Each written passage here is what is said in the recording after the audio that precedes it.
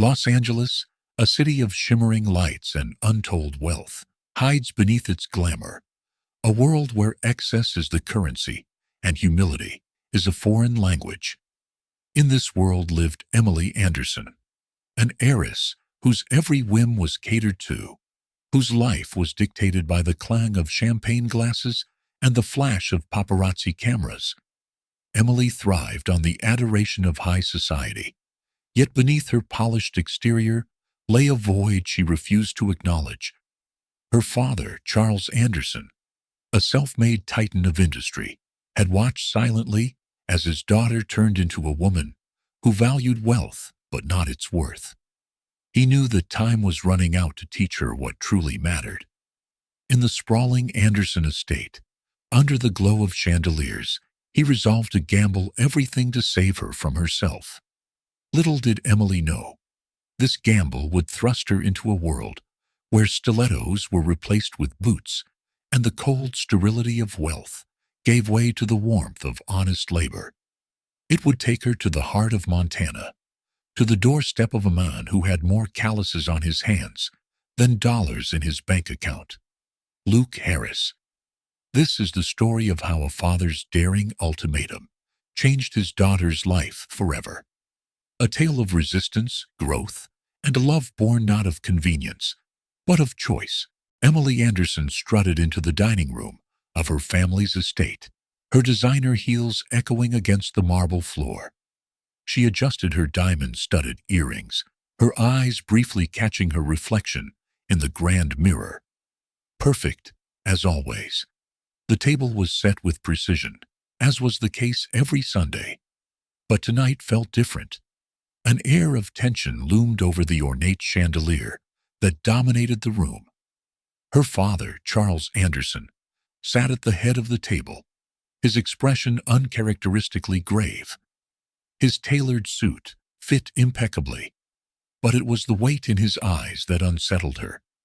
He had built an empire from the ground up, a legacy that Emily was poised to inherit, if only she could prove herself worthy. And in Charles's eyes, she was far from ready.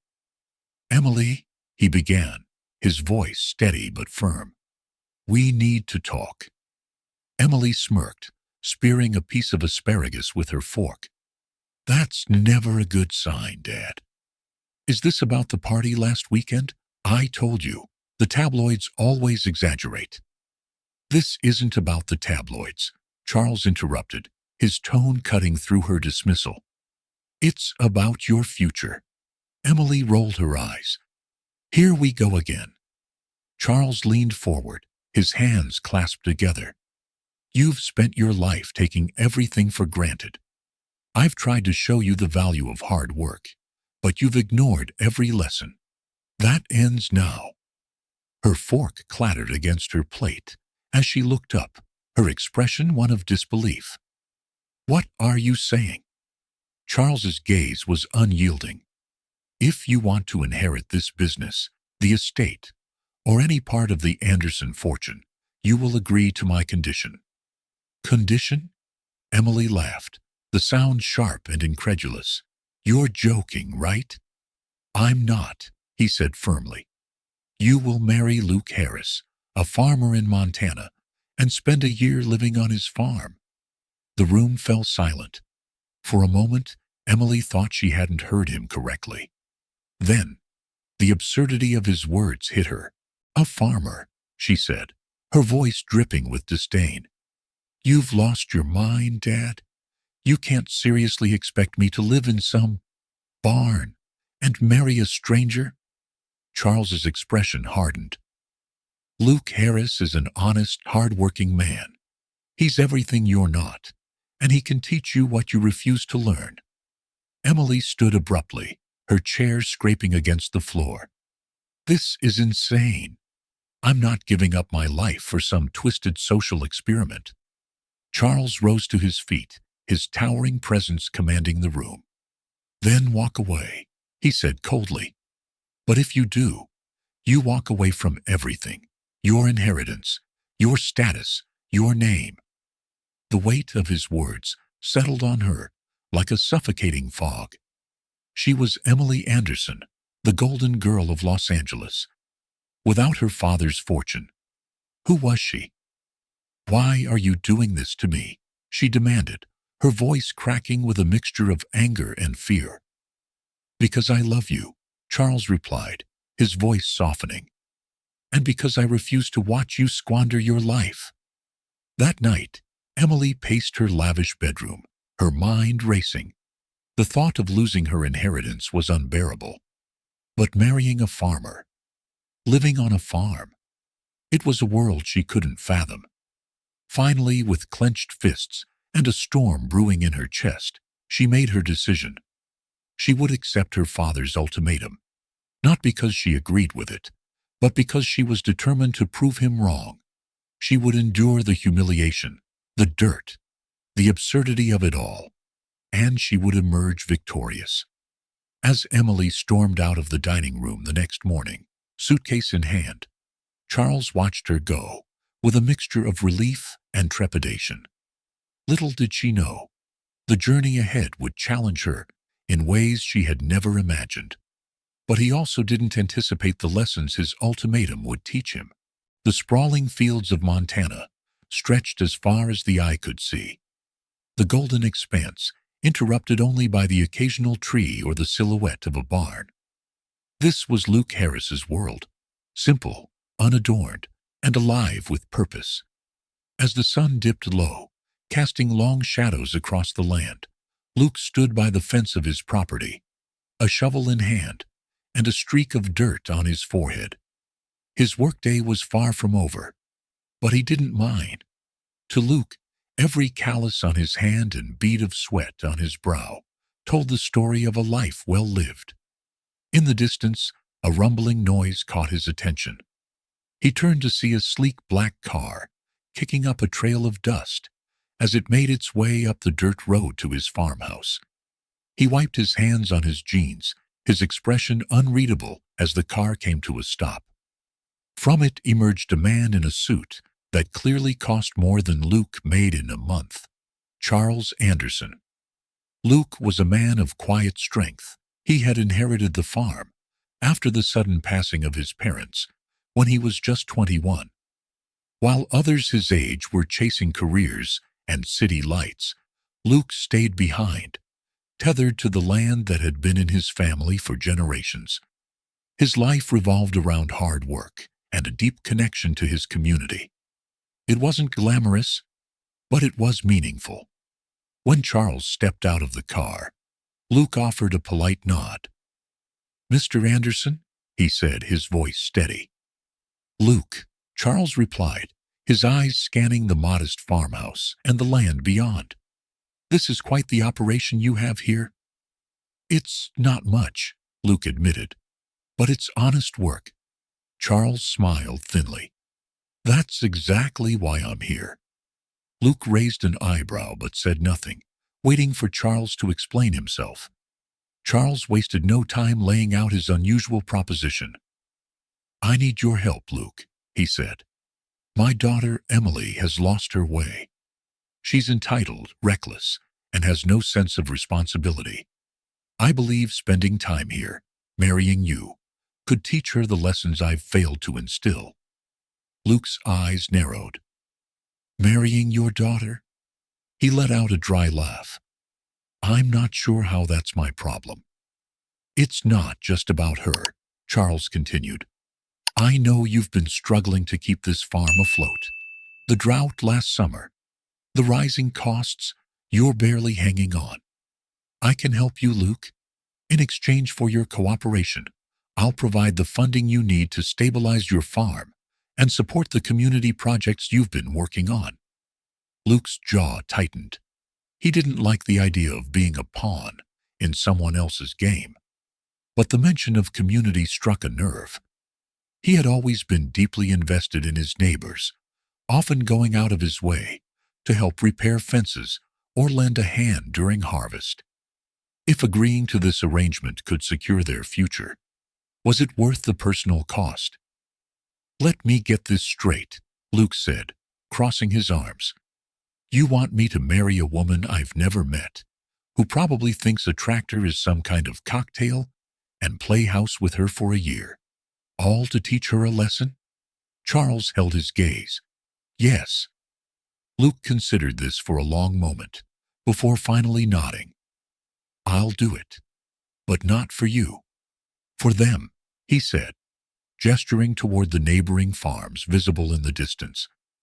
The next day, Emily arrived at the farm in a sleek SUV, her driver visibly uncomfortable, navigating the uneven dirt road. She stepped out, her designer luggage in tow, and immediately wrinkled her nose at the smell of hay and livestock. This has to be a joke, she muttered under her breath, surveying her new surroundings with disdain. The farmhouse was rustic, its wooden exterior weathered by years of sun and rain. Nearby, chickens clucked noisily, and a dog barked from the porch. Everything about the scene felt alien to her. Luke emerged from the barn, wiping his hands on a rag. He paused when he saw her, taking in the sight of the woman who would soon be his wife. She was dressed in a tailored blazer, heels sinking into the dirt with every step, and sunglasses that looked out of place under the wide Montana sky. So, you're the heiress, he said, his tone neutral. Emily looked him up and down, her expression unimpressed. And you're the farmer, she replied coolly. Luke smirked. This should be interesting. Their first interaction was brief, but laced with tension. Emily's sarcastic remarks clashed with Luke's no-nonsense demeanor, setting the stage for what promised to be a turbulent year.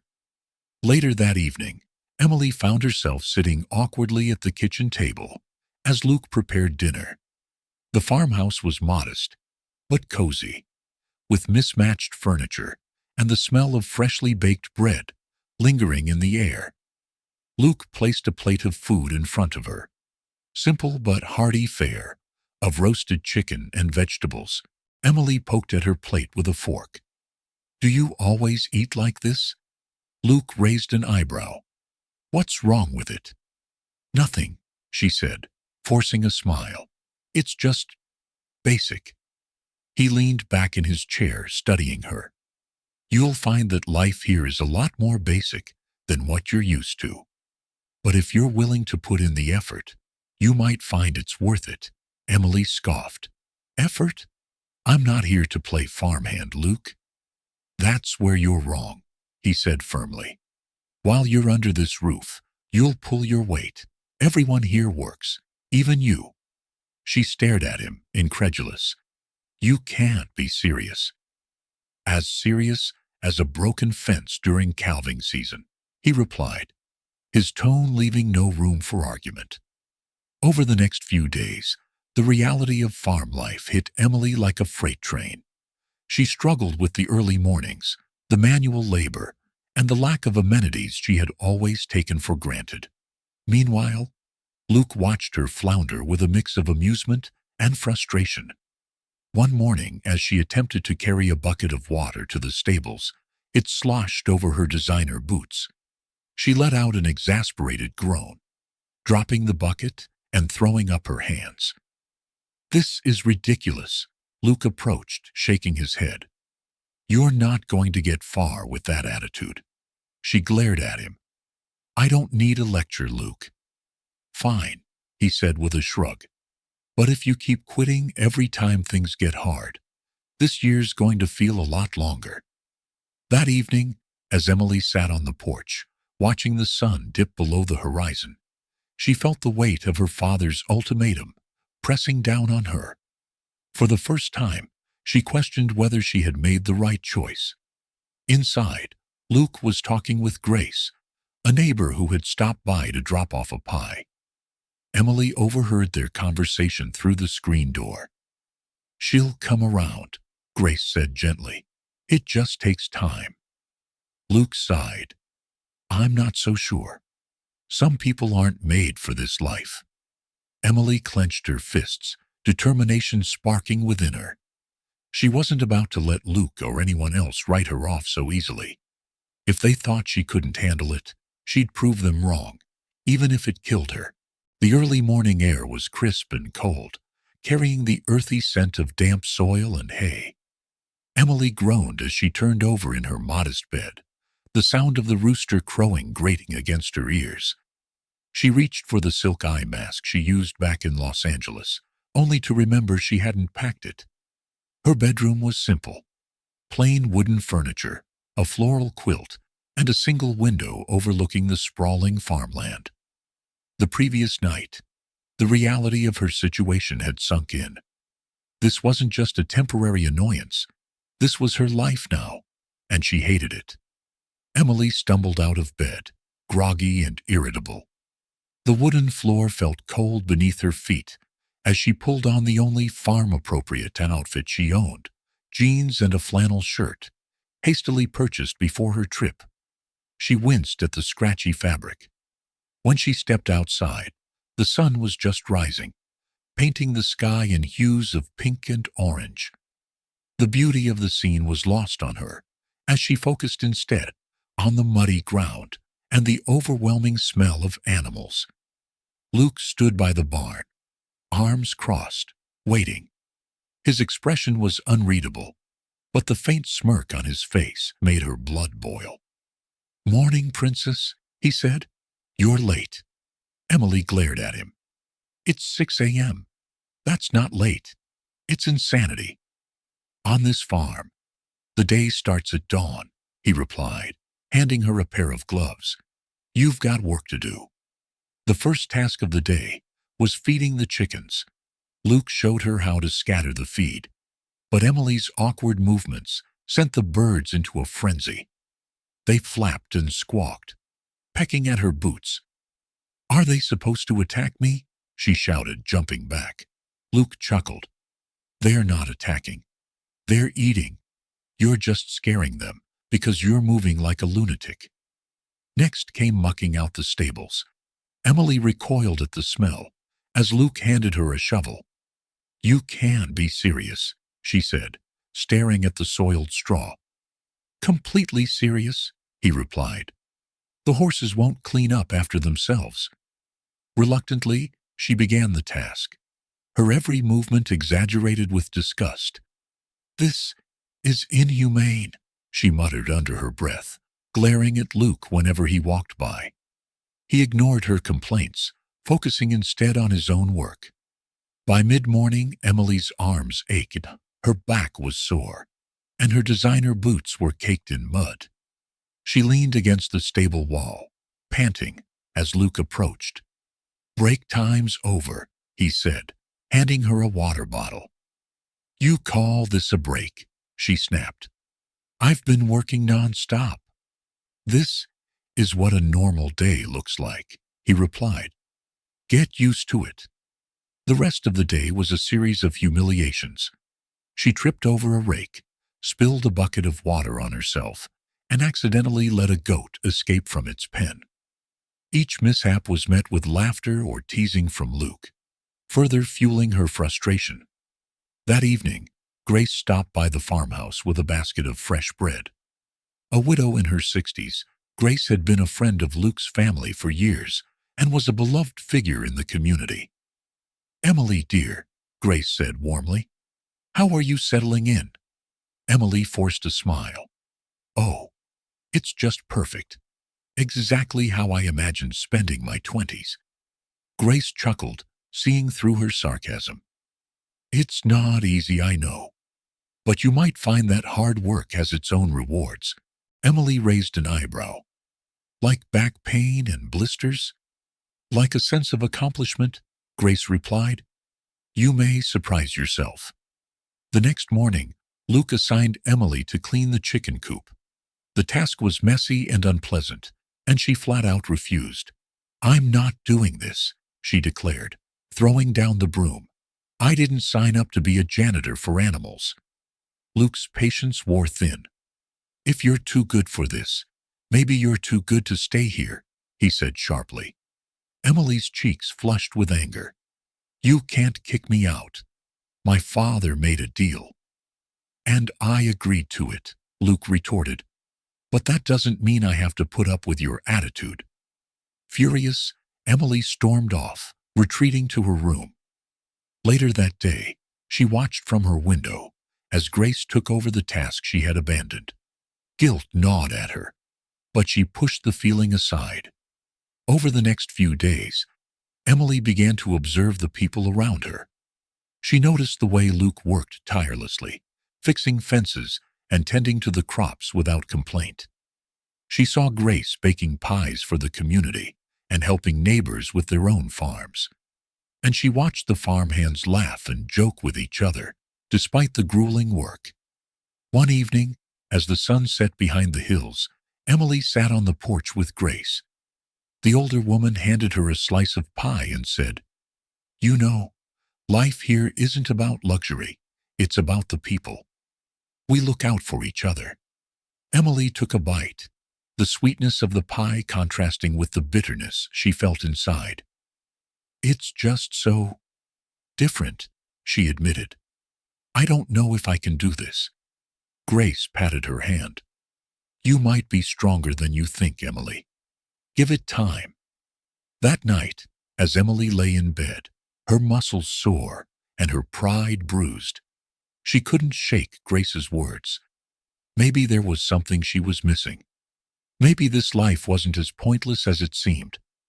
The next morning, she woke to the sound of the rooster once again. This time, instead of groaning, she sat up and reached for her work gloves. If she was going to survive this year, she'd have to prove to Luke and herself that she wasn't as weak as everyone thought.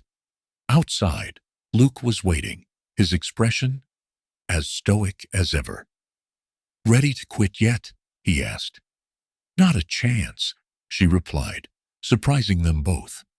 As the sun rose over the farm, Emily picked up the shovel and began her chores. It wasn't much, but it was a start. The sun climbed higher into the morning sky, casting a golden glow over the farmland. Emily's muscles ached from the previous day's labor, but for the first time she didn't complain. She was beginning to accept that no one here cared about her former life of luxury, and no amount of pouting would make the work disappear. Begrudgingly, she grabbed her gloves and headed outside. The morning began with a task Emily didn't entirely hate: baking bread with Grace. The kitchen smelled of yeast and flour, a far cry from the perfumed scents of her high-end bakery back in Los Angeles. Emily followed Grace's instructions with more focus than usual, kneading the dough and shaping it into loaves. "Not bad for a city girl," Grace said, smiling as she watched Emily concentrate. Emily couldn't help but smile back. "It's not exactly patisserie, but I guess it's okay." At the community gathering later that afternoon, Grace proudly displayed the fresh bread. When a few neighbors complimented the loaves, Emily felt a flicker of pride she hadn't experienced in years. "It's just bread," she said, brushing off the praise, though she couldn't hide her pleased expression. "Bread made with effort," Grace replied. "And effort always matters." That evening, Emily sat at the dinner table with Luke. The room was silent, except for the clinking of silverware. Finally, unable to hold her tongue, she decided to confront him. "Do you actually enjoy this?" she asked, gesturing around. "The never-ending chores, the dirt, the smell?" Luke didn't look up. "It's called work, Emily. Maybe you should try it." "I'm serious," she pressed. "You could be doing something better with your life. Why stay here, struggling on this farm?" Luke set his fork down and looked at her, his expression a mixture of irritation and resolve. "You think I chose this because it's easy? I do it because it matters. This farm provides for people, keeps a community alive. It's not about comfort. It's about purpose." His words struck a nerve. Emily had always equated success with luxury and recognition. The idea of purpose being tied to something so simple was foreign to her. "I just don't get it," she muttered, her frustration more with herself than him. "That's your problem," Luke said bluntly. Not mine. In the days that followed, Emily began observing the people around her with new eyes.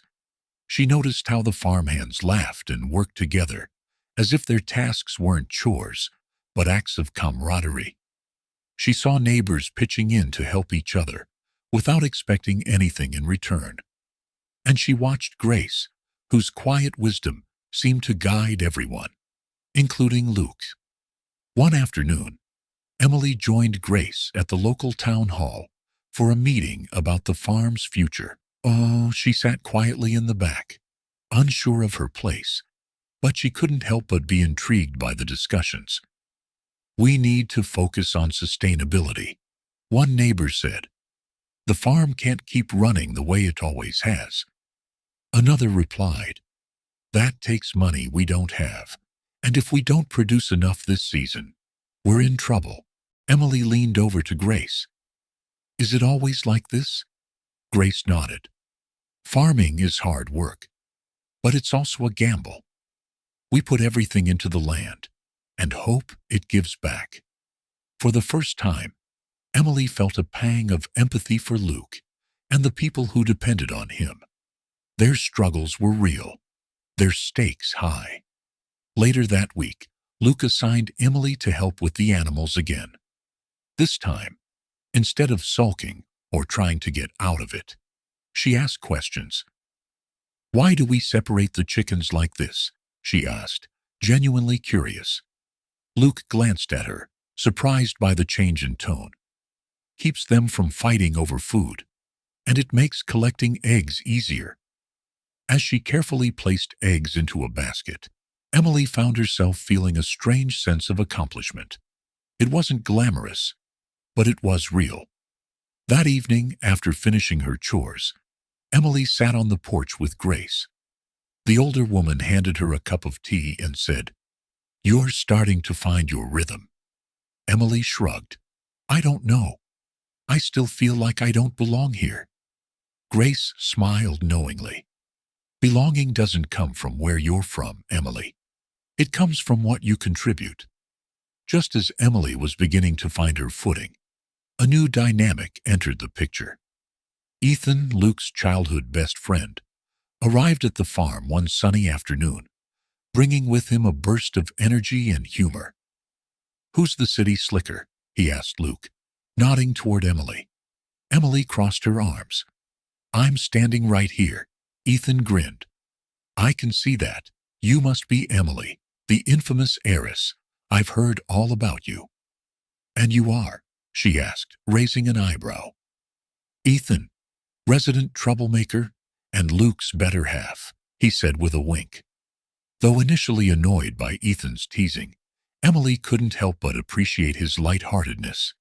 His presence seemed to make the farm feel less daunting. One evening, a neighboring farmer approached Luke for help. His tractor had broken down, and he couldn't harvest his crops in time. Emily, still reluctant to dive into farm work, surprised everyone by volunteering to organize a small fundraiser. I'm not much use in the field, she admitted, but I can throw a decent event. The fundraiser was a simple affair, homemade food, music, and a silent auction. Emily was in her element, charming the attendees and raising enough money to repair the neighbor's tractor. As the evening wound down, Luke approached her. I didn't think you had it in you. Emily smirked. There's a lot you don't know about me, Heiress, he chuckled. I'm starting to see that. The days turned into weeks, and Emily found herself adjusting to the farm's rhythm. She still struggled, and her city girl instincts often clashed with the realities of rural life, but she no longer saw the farm as a punishment. One evening, as the sun set behind the hills, she sat on the porch with Luke. Do you ever regret it? She asked. Regret what? This life. Staying here when you could have done something else. Luke shook his head. Number. This is where I'm needed. It's not perfect, but it's mine. Emily looked out at the fields, the golden light casting long shadows. She didn't say anything, but for the first time, she felt a hint of understanding. That night, as Emily lay in bed, her mind raced with thoughts she couldn't quite articulate. For years, she had believed that success and happiness came from wealth and status. But here, on this humble farm, she was beginning to question everything she thought she knew. The sound of footsteps outside her window pulled her from her thoughts. She peered out to see Luke, walking toward the barn, a lantern in hand. Curious, she grabbed her coat and followed. Inside, she found him tending to a newborn calf that had arrived unexpectedly. The sight of Luke, so gentle and patient, struck a chord in her. "Why didn't you tell me?" she asked softly. Luke glanced up, surprised to see her. "Didn't think you'd care." She stepped closer, her voice quieter. "Maybe I do." They stood in silence, the weight of unspoken emotions hanging between them. Emily didn't know what was happening, but she felt it. Something was changing. The morning dew clung to the grass as the first rays of sunlight peeked over the horizon. Emily, now accustomed to the routine of farm life, found herself awake before her alarm, a strange but satisfying new habit. Though she wouldn't admit it aloud, a small part of her felt pride in the progress she had made. But with that pride came an unsettling awareness. Her perception of herself and this place was shifting. Luke's sharp whistle echoed across the field as Emily trudged toward the barn. He waved her over, holding a rope tied to a reluctant horse. "Think you're ready for this?" he asked, his tone teasing but not unkind. "For what?" Emily folded her arms. "Teaching Grace to ride. She's been a little stubborn." He patted the horse's mane. "Stubborn? Sounds like someone I know," Emily quipped, raising an eyebrow. Luke smirked. "Funny. Now, come here." Though initially apprehensive, Emily followed his instructions, moving cautiously but with growing confidence. Luke's patience surprised her, and despite her early missteps, nearly being knocked over when the horse spooked, she found herself laughing alongside him. "You're not as hopeless as I thought," he admitted, a rare smile breaking through. "Thanks. I think," Emily responded, brushing hay off her jeans. The exchange felt different, less forced, more natural. For the first time, Emily sensed that Luke was seeing beyond her privileged exterior, and she, in turn, began to see the man behind the gruff farmer. Later that day, Emily found herself at another community gathering. The small town's church hall was filled with farmers and local business owners discussing upcoming challenges, rising feed costs, drought concerns, and a dwindling labor force. Emily sat in the back, listening intently. When one farmer lamented the need for better equipment, she couldn't help but interject. "Why not organize a fundraiser or apply for grants?" she suggested, her voice steady but uncertain. The room went quiet, all eyes turning toward her. Luke, seated a few rows ahead, raised an eyebrow. "Grants?" asked one farmer skeptically. "We don't exactly have the connections for that." "I do," Emily said, her confidence growing. "Back in LA, I worked on events that raised money for, well, less practical causes. I could help organize something here." A murmur of agreement spread through the crowd. For the first time, Emily felt like she had contributed something meaningful. After the meeting, Grace approached her with a warm smile. "You're starting to fit in, Emily." Emily smiled back, a flicker of pride lighting her face. "I'm trying." The following morning brought a new arrival to the farm. A dusty pickup truck rolled up the drive, and out stepped a tall man with an easy grin and a mischievous glint in his eye. "Ethan," Luke called, walking over to greet his old friend. "Luke, you old workhorse," Ethan responded, pulling him into a rough embrace. Emily watched from a distance, intrigued by the newcomer. His energy was infectious, a stark contrast to Luke's measured demeanor. "Who's this?" Ethan asked, gesturing toward Emily. "Emily," Luke said flatly. "She's adapting." Ethan grinned and walked over, extending a hand. "Ethan Bennett. The charm this farm's been missing." Emily shook his hand, suppressing a smile. "Emily Anderson. And I think the farm's doing just fine without your charm." Ethan laughed, clearly enjoying the banter. "I like her," he said to Luke, who rolled his eyes. Over the next few days, Ethan's presence brought a lightness to the farm. He teased Emily relentlessly, but always with a kind edge, and his easygoing nature provided a welcome balance to Luke's seriousness. True to her word, Emily threw herself into organizing the fundraiser. She spent hours making calls, reaching out to local businesses, and designing simple flyers with Grace's help.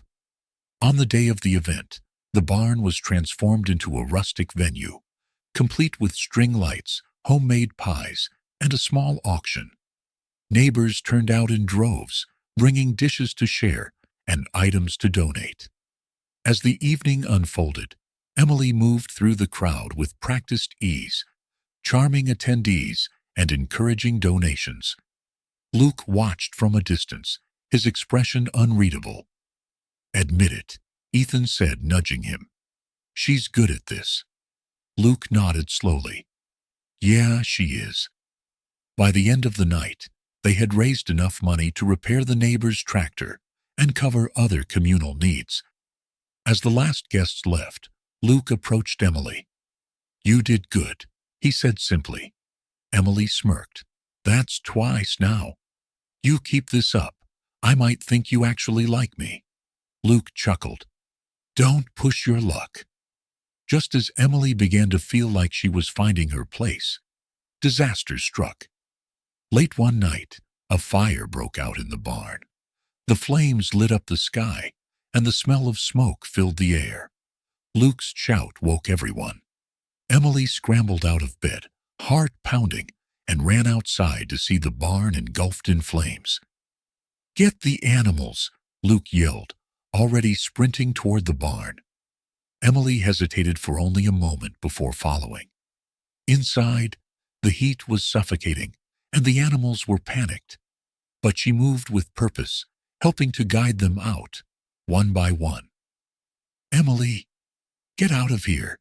Luke shouted. But she ignored him. Spotting a calf trapped in a corner, Emily steeled herself and rushed over. She grabbed the calf by its harness and pulled with all her strength, her lungs burning from the smoke. Finally, the animal broke free, and she led it outside to safety. When the last of the animals were out, Luke emerged, coughing and covered in soot. He saw Emily holding the calf and shook his head in disbelief. "You're insane," he said, his voice hoarse. "Maybe," she replied, her chest heaving. "But I wasn't going to let you do it alone." The fire left the barn in ruins, but thanks to Emily's courage, no animals were lost. The community rallied together, offering supplies and manpower to begin rebuilding.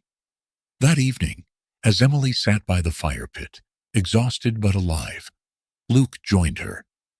"I didn't think you had it in you," he said quietly. "Neither did I," she admitted. They sat in silence, the unspoken bond between them stronger than ever. As the embers of the fire glowed faintly, Emily looked at Luke. "Do you ever think about leaving this place, starting over somewhere else?" Luke shook his head. "This farm is my life, but it's not just about me anymore." Emily frowned. "What do you mean?" He hesitated before answering.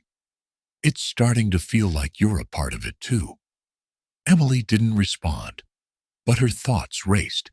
For the first time she wondered if she could truly belong in this world, and what it might mean if she did.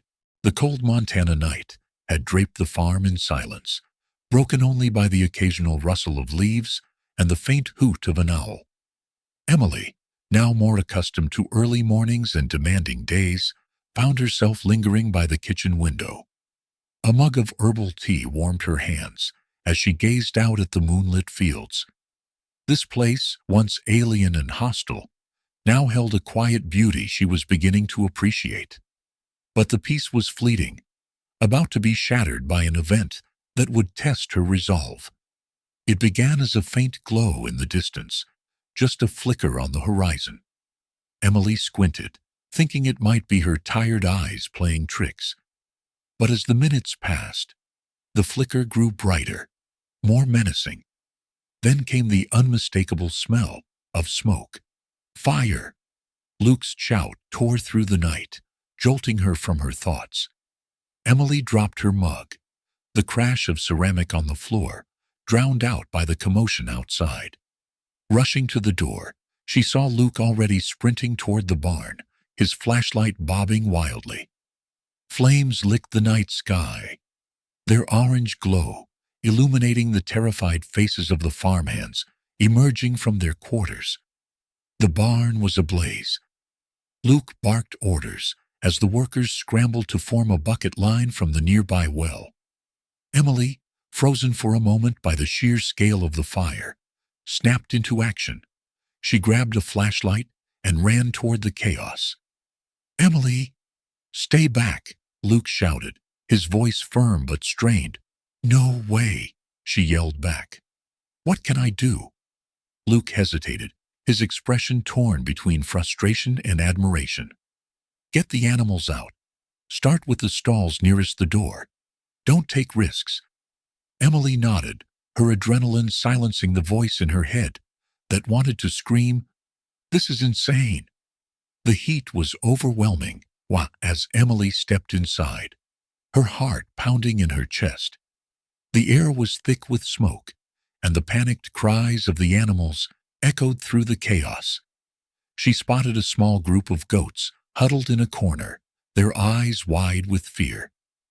"It's okay," she murmured, coughing as the smoke stung her throat.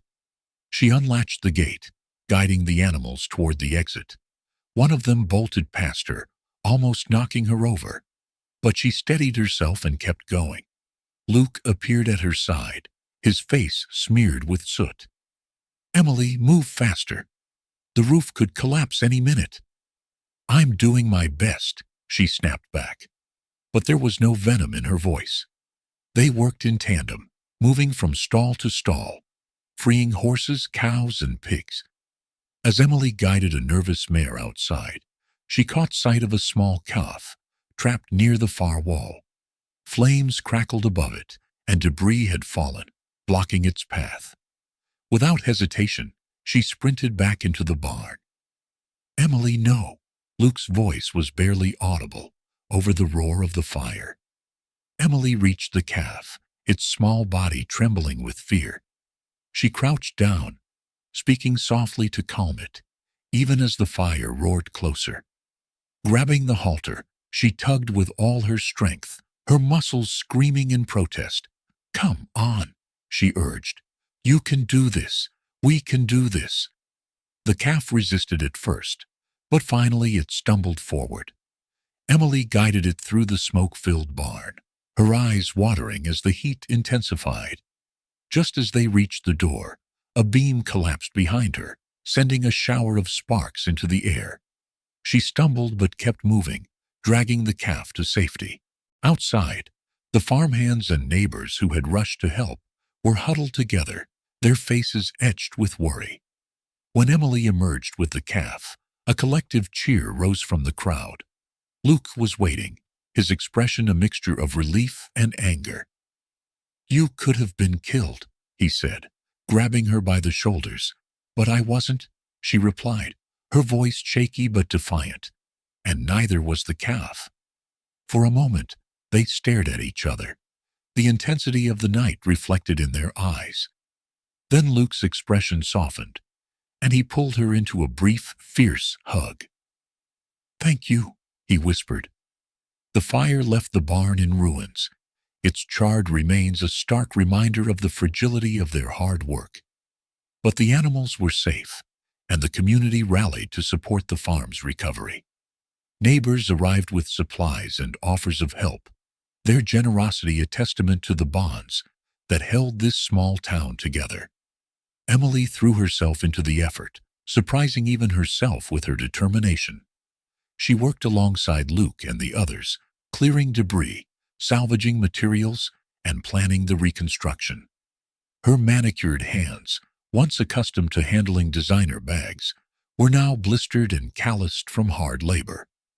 One evening, as they sat by the fire pit, Luke handed her a mug of coffee. "You've changed, you know." Emily looked at him, her face illuminated by the flickering flames. "Have I?" He nodded. "You're tougher than you think, and you care more than you let on." She smiled faintly, staring into the fire. "This place does that to people, doesn't it?" "It does," he agreed. "So, but not everyone lets it." As they worked to rebuild, Emily found herself dreaming of what the farm could become. One night, she approached Luke with an idea. "I've been thinking," she began hesitantly. "What if we rebuild the barn with sustainable technology? Solar panels, better ventilation, maybe even a rainwater collection system." Luke raised an eyebrow. "You're full of surprises, Anderson." She smirked. "Is that a yes?" "It's a maybe," he replied, a small smile tugging at his lips. "But if you're serious, you'll have to help plan it." Emily grinned. "Deal." As the weeks passed, the foundation for the new barn took shape, and Emily's bond with the community deepened. But just as she began to feel at home, an unexpected visitor arrived. A sleek black car pulled up the driveway, its polished exterior gleaming in the afternoon sun. Emily froze as the driver's door opened and Charles Anderson stepped out, his expression unreadable. "Dad?" she said, her voice barely above a whisper. Luke appeared beside her, his posture stiffening as he assessed the man who had sent her here.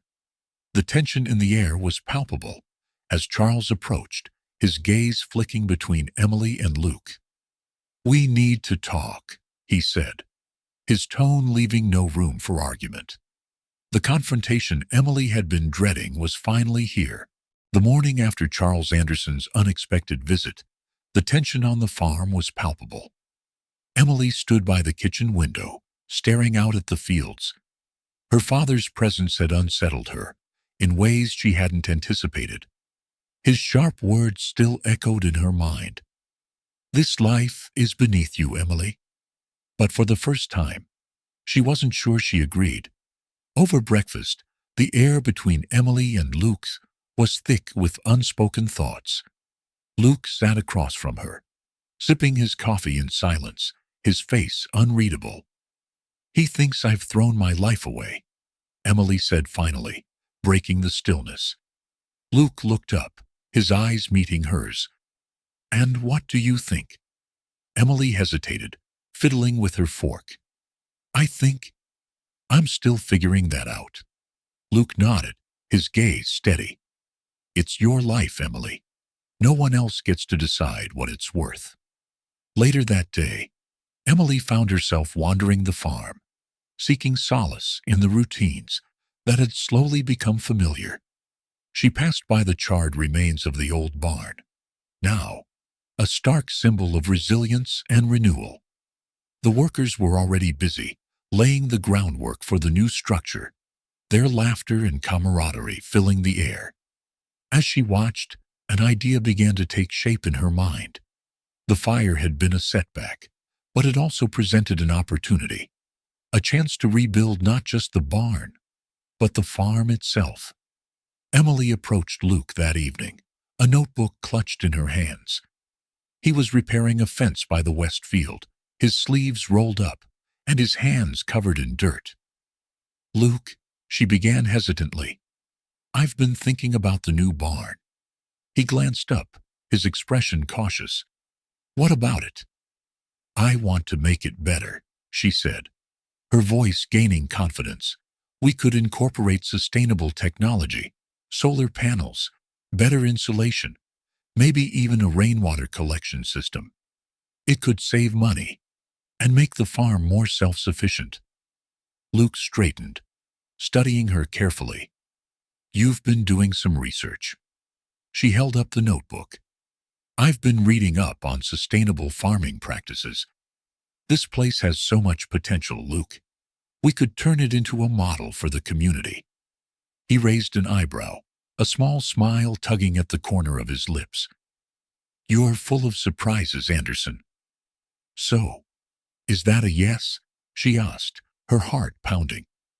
It's a maybe, he said, closing the distance between them. But if you're serious about this, you'll need to convince the others. The following week, Emily stood before a group of farm workers and neighbors at a hastily arranged town hall meeting. The gathering was held in Grace's kitchen, the largest space available for such a discussion. The room buzzed with curiosity as Emily stepped forward, her notebook in hand. Thank you all for coming, she began, her voice steady despite the butterflies in her stomach. I know I'm not exactly the poster child for farm life, but I've learned a lot since coming here. And I believe this farm has the potential to be something extraordinary. She outlined her vision for the new barn, complete with sketches and cost estimates. Her passion was evident, and as she spoke, she noticed heads nodding and murmurs of agreement spreading through the room. But how are we supposed to afford all this? Asked Tom. One of the older workers. Emily smiled. That's where I come in. I've already started reaching out to some contacts in Los Angeles. With the right pitch, I think we can secure funding through grants and donations. People love supporting sustainable initiatives. The room erupted into a mix of applause and cautious optimism. Grace beamed at Emily, her approval a silent but powerful endorsement. Despite the community's enthusiasm, Luke remained wary. Late one night, as they sat on the porch overlooking the moonlit fields, he voiced his concerns. I appreciate what you're trying to do, Emily, he said, his tone gentle. But change isn't always easy. People around here are set in their ways. Some might not take kindly to a city girl trying to tell them how to run a farm. I'm not trying to tell anyone how to live, she countered. I just want to help. This farm saved me, Luke. Let me return the favor. Her sincerity was undeniable, and Luke found himself softening. All right, he said finally. We'll give it a shot. But you'd better be ready to work harder than ever. Over the next few weeks, the farm buzzed with activity. Emily threw herself into the project, coordinating with architects, applying for grants, and rallying the community. Luke watched with a mixture of admiration and disbelief as she navigated the complexities of rural bureaucracy with the same determination she once reserved for navigating high-end boutiques. Ethan, ever the joker, couldn't resist teasing her. Look at you, Anderson. Who knew you'd trade stilettos for work boots? Shut up and hand me that hammer. Emily shot back, her grin betraying her amusement. Meanwhile, Grace and the other neighbors offered their unwavering support. The community pulled together, their shared effort, a testament to the bonds that had formed. Just as progress seemed steady, a new obstacle emerged. A neighboring farmer, Derek Hayes, approached Luke with a proposition. Derek, known for his opportunistic tendencies, offered to invest in the new barn in exchange for a controlling stake in the farm's future profits. This is a bad idea, Emily said firmly when Luke told her about the offer. Derek doesn't care about this place. He's just looking to exploit it. Luke sighed, the weight of responsibility heavy on his shoulders. I know, but we're running out of options. The grants won't cover everything, and the community's resources are limited. Then we'll find another way, Emily insisted. We didn't come this far to hand over the farm to someone like him. Her determination reignited Luke's resolve, and together they redoubled their efforts to secure funding. Their hard work paid off when Emily's former colleague from Los Angeles, Claire, agreed to sponsor a significant portion of the project. Claire's investment not only provided the necessary funds, but also brought positive attention to the farm's initiative. At a community gathering to celebrate the milestone, Luke raised a glass in Emily's honor. "To Emily Anderson," he said, his voice filled with pride, "for reminding us all that even the most unlikely people can make a difference." Emily blushed as the room erupted into cheers, but her gaze remained fixed on Luke. In that moment, she realized how much his opinion mattered to her. As the new barn neared completion, Emily felt a sense of accomplishment, unlike anything she had ever experienced. But her triumph was short-lived. One afternoon, a letter arrived in the mail. Emily opened it with trembling hands, her heart sinking as she read the contents. It was from her father's legal team, demanding her return to Los Angeles to fulfill her obligations to the family business. Luke found her sitting on the porch, the letter clutched in her hands. "What's wrong?" he asked, his concern evident. "My father," she said, her voice barely above a whisper. "He's not done with me yet." The letter weighed heavily in Emily's hands, its message unmistakably clear. Her father's influence stretched further than she anticipated, and he wasn't willing to relinquish control over her life just yet.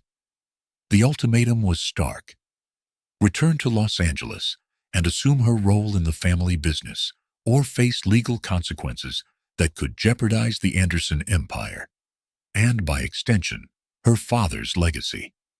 Emily paced the porch, the letter crumpled in her hand. Luke stood by, watching her silently, his concern growing with every step she took. "What does he want now?" Luke finally asked, his tone calm but edged with curiosity. Emily sighed, throwing the letter onto the table. "He's demanding I come back to Los Angeles to take over my role in the company. He claims I'm breaching some family obligation clause in his estate plan." Luke raised an eyebrow, leaning against the wooden post. "Is that even a thing?" "Apparently," Emily muttered. "And if I don't go, he's threatening to cut off funding for his charitable foundations. It's not just about me anymore. It's about everyone who depends on those funds."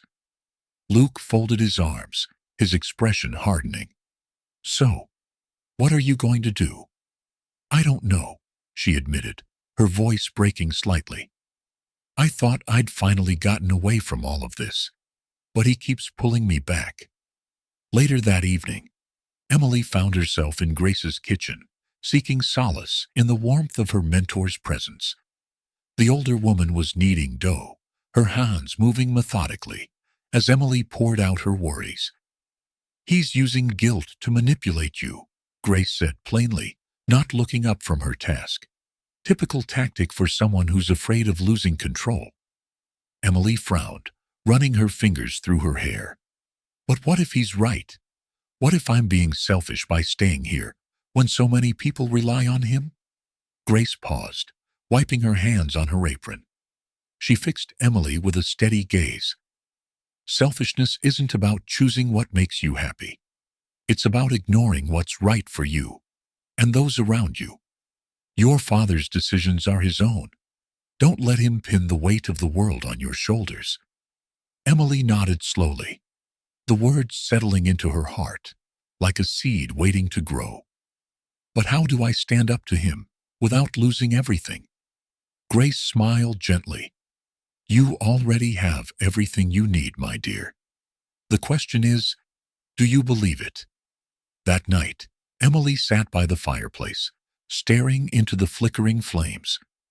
Luke joined her, handing her a mug of tea without a word. They sat in companionable silence for a while, before he finally spoke. "You don't have to do this alone, you know," he said, his voice low. "Whatever you decide, I'll be here."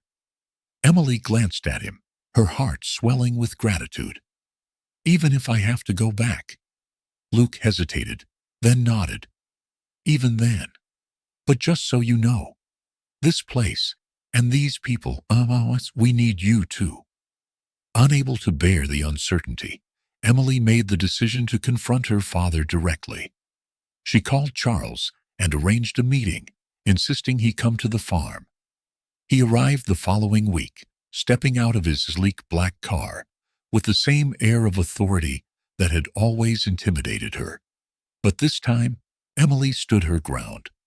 The two faced off in the farmhouse kitchen, the tension between them thick enough to cut with a knife. "I've made a life here, Dad," Emily said firmly. "I'm not abandoning it just because you've decided it doesn't fit your vision for me." Charles scoffed, pacing the room. "A life? On a farm? Emily, you were meant for more than this. You belong in Los Angeles, leading the Anderson empire, not wasting your potential in the middle of nowhere." "It may be your idea of more isn't what I want," she shot back, her voice rising. "Have you ever considered that? Maybe I've found something here that actually matters." Charles stopped, his eyes narrowing. "Do you think this life will last? Farms fall, Emily. Communities fall apart. And when it does, you'll come crawling back to the life I built for you." "I'm not afraid of failing," she said quietly, her resolve unshaken. "For the first time, I feel like I'm building something real." Charles's visit wasn't without complications. During his stay, he crossed paths with Derek Hayes, the opportunistic neighboring farmer who had been angling for a stake in the Heiress property. Seeing an opportunity, Derek approached Charles with a proposal to buy out the land altogether, framing it as a way to free Emily from her obligations. When Emily overheard the conversation, she was furious. She stormed into the room, her eyes blazing with anger. "Is this how you solve problems, Dad?" she demanded.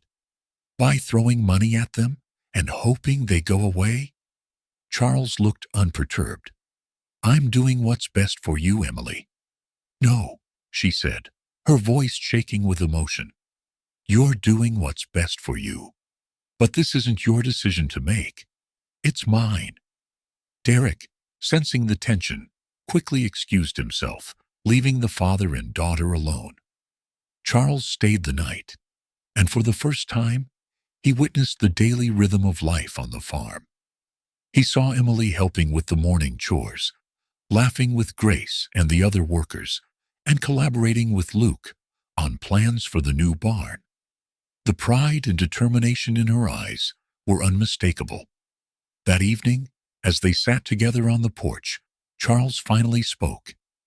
"I underestimated you," he admitted, his voice uncharacteristically soft. "I thought this place would break you, but it seems to have done the opposite." Emily looked at him, her heart aching with the weight of their complicated relationship. "I needed to find my own way, Dad. And I think I have." Charles nodded slowly, the lines on his face softening. "Then I won't stand in your way. But don't expect me to understand it." "I'm not asking you to," she said simply. "I just need you to let me be." After Charles's departure, Emily felt a renewed sense of purpose. She threw herself into the farm's projects with even greater determination, rallying the community to work together for the greater good. Luke, watching her from afar, couldn't help but smile. The woman who had arrived at the farm months ago, entitled, resistant, and unsure of herself, was gone. In her place was someone strong and compassionate, and deeply committed to making a difference. One evening, as the sun dipped below the horizon, casting the fields in a golden glow, Emily and Luke stood side by side, surveying the land they had worked so hard to rebuild. "It feels like home now," Emily said quietly, a smile tugging at her lips. Luke glanced at her, his expression warm. "That's because it is." But just as the moment settled into peaceful stillness, Ethan approached, his face grave. "You two need to see this," he said, holding out a letter. "It's from the developers. They are threatening legal action to force the sale of the farm." Emily's heart sank as she took the letter, the weight of the challenge ahead pressing down on her. The fight for the farm was far from over. The crisp morning air carried a sense of unease as Emily read through the letter Ethan had handed her the previous evening. It was more than just a threat. It was a declaration of war. The developers, emboldened by Derek Hayes' alignment, were using every legal loophole to force the sale of Luke's farm. If they succeeded, the community Emily had come to love would be left in ruins, and the land that had become her sanctuary would be lost forever. Emily and Luke quickly called a meeting with the townsfolk, gathering everyone at the local church hall. The room was packed, the hum of anxious whispers filling the space. Emily stood at the front, flanked by Luke and Grace, her voice steady despite the knot in her stomach. "We're not just fighting for this farm," she began, her gaze sweeping across the room. "We're fighting for our community, for everything we've built together. If we let them take this land, what's next? Our homes? Our livelihoods?" Her words struck a chord, and murmurs of agreement rippled through the crowd. But the reality was daunting. The developers had deep pockets and a team of ruthless lawyers. The town, by contrast, was struggling to make ends meet. Ethan stood, his tone light, but his words serious. "I say we fight fire with fire. Emily's got a head for strategy, and we've got people willing to work. Let's show them what this community can do." The room erupted in applause, the collective resolve palpable. Emily felt a surge of hope. For the first time, she believed they had a chance. The next day, Emily was surprised to see her father's car pulling up to the farm once again. He stepped out, his usual air of authority tempered by a hint of hesitation. "I heard about the developers," Charles said, his tone uncharacteristically subdued. "It's worse than I thought." Emily crossed her arms, skeptical. "And you're here because I want to help," he admitted, meeting her gaze. "I know we haven't seen eye to eye, but this is bigger than our differences. The Anderson name still carries weight, and I intend to use it." Emily was stunned. For years, her father had been the embodiment of corporate ambition, but now he was offering to stand beside her in a fight against the very system he once championed. It was a gesture she couldn't ignore. "All right," she said after a moment, "but this time, you follow my lead." With Charles's connections, Emily and Luke assembled a team of pro bono lawyers willing to take on the case. The team discovered that the developers' tactics were indeed shady, relying on forged documents and underhanded deals. It was enough to stall their progress, but not enough to stop them. Meanwhile, Emily spearheaded a grassroots campaign to raise awareness. She worked tirelessly, organizing fundraisers, hosting town hall meetings, and rallying the support of neighboring communities. Each day was a battle, but with every small victory, the town's determination grew. The fight began to take its toll on everyone. Luke worked long hours to keep the farm running, while supporting Emily's efforts, his exhaustion visible in the lines etched on his face. Ethan, usually the light-hearted joker, grew more serious, taking on extra responsibilities to ensure the community didn't falter. Even Charles, unused to the physical labor of farm life, found himself pitching in where he could. One evening, as he and Emily worked side by side repairing a fence, he glanced at her with a mixture of pride and regret. "You've changed," he said quietly.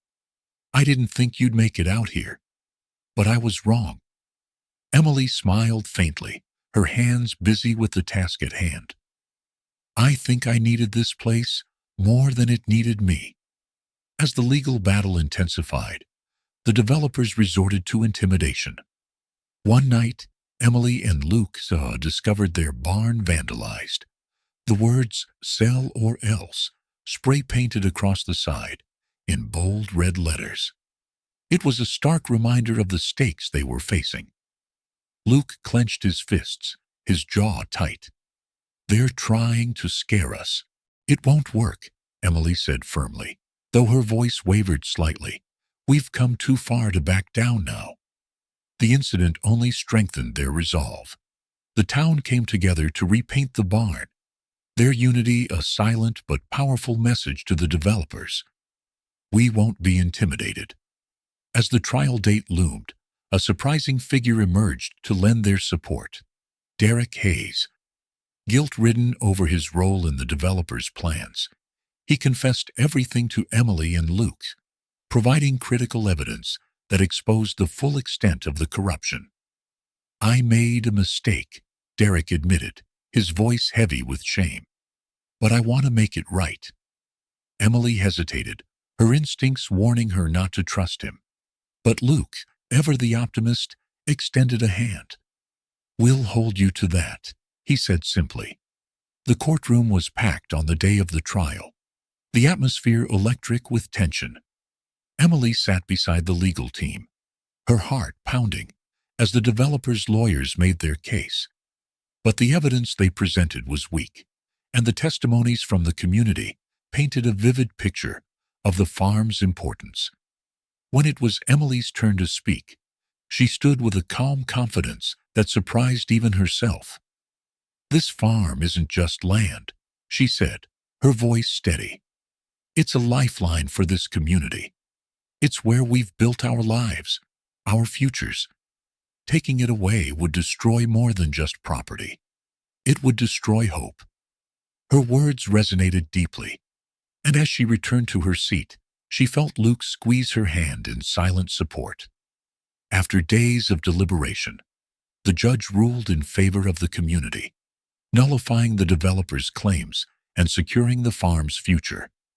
The courtroom erupted in cheers, the relief and joy palpable. Back at the farm, the victory was celebrated with a community feast. Tables laden with food stretched across the field, the air filled with laughter and music. Emily and Luke stood at the center of it all, their journey culminating in this moment of triumph. You did it, Luke said, his voice filled with pride. No, Emily replied, smiling. We did it.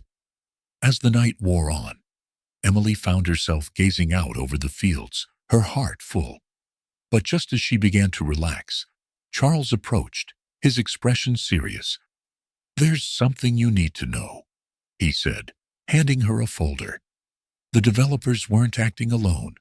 Someone else is behind this. Emily's stomach sank as she opened the folder, her eyes scanning the contents. The fight was far from over. The sky over the farm was painted in soft shades of orange and pink as the sun dipped below the horizon. For a fleeting moment, Emily allowed herself to breathe. The victory over the developers, fresh and exhilarating. But as she stared at the folder her father had handed her, the weight of the next battle began to settle on her shoulders. The documents in the folder were damning. They revealed that the developers were backed by a powerful conglomerate, with ties to influential figures in the state government. This wasn't just about one farm. It was part of a broader scheme to take over large tracts of agricultural land for industrial development. Emily felt the enormity of the challenge ahead. She turned to Charles, her voice sharp with urgency. Why didn't you tell me about this earlier? Charles sighed, his face lined with regret. I didn't want to overwhelm you while you were fighting the developers. But now that they've been exposed, their backers will double down. This isn't over, Emily. Luke joined them, his expression a mix of concern and resolve. Whatever it is, we'll face it together. The next morning, Emily called another meeting at the church hall. The room was quieter this time, the lingering fatigue of the previous fight evident in the crowd. But as Emily stood to address them, her voice carried the same determination that had guided them before. This isn't just about our farm anymore, she began, holding up the documents. It's about all of us, every farm, every family, every piece of land that makes up our community. If we don't act now, they'll take everything. The silence was heavy, but then Grace stood, her voice calm yet firm. "We fought for the farm. We can fight for this too." The room erupted in applause, and Emily felt a renewed sense of purpose.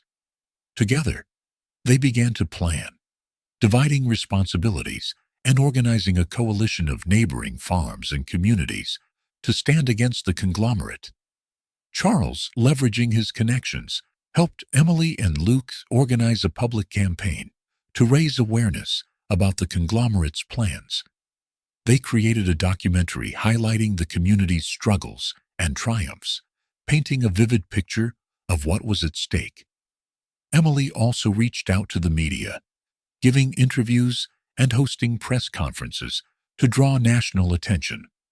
The story of the heiress turned advocate, fighting to save her community, captured hearts and headlines, and donations began pouring in to support their cause. But the conglomerate wasn't idle.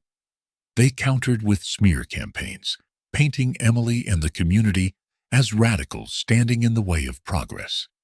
The tension grew as each side fought to control the narrative. As the fight escalated, so did the pressure on Emily and Luke. One evening, as they sat on the porch, Luke voiced his concerns. "This is bigger than anything we've faced before," he said, his tone heavy. "Are you sure we can win this?" Emily reached for his hand, her gaze steady. "I don't know, but I do know that we can't stop now. Too many people are counting on us." Their shared resolve strengthened their bond, but the challenges continued to mount. Ethan, ever the loyal friend, took on more responsibilities at the farm to ease Luke's burden, while Grace became a pillar of support for Emily, offering wisdom and encouragement. Amid the chaos, an unexpected betrayal threatened to unravel everything. One of their key allies, a prominent lawyer who had been helping pro bono, was revealed to be working for the conglomerate. The discovery came during a critical planning session, leaving the group reeling. "How could we have trusted him?" Luke fumed, pacing the room. Emily clenched her fists, her mind racing. "We can't dwell on it. We need to regroup and focus on the evidence we still have." The betrayal shook the community, but it also galvanized them. They tightened their ranks and worked harder to protect their efforts from further sabotage. Despite the setbacks, the community rallied. Ethan organized a benefit concert, bringing together local musicians to raise funds and morale. The event was a roaring success, with laughter, music, and a sense of solidarity filling the air. During the concert, Luke surprised Emily by pulling her onto the makeshift dance floor. As they swayed to the music, she felt a rare moment of peace, her worries melting away in his arms. "We'll get through this," he whispered, his voice steady. "Together." The culmination of their efforts came in the form of a high-stakes court hearing. Emily, Luke, and their legal team presented their case, supported by testimonies from farmers, environmental experts, and even Charles, who spoke passionately about the importance of preserving the land for future generations.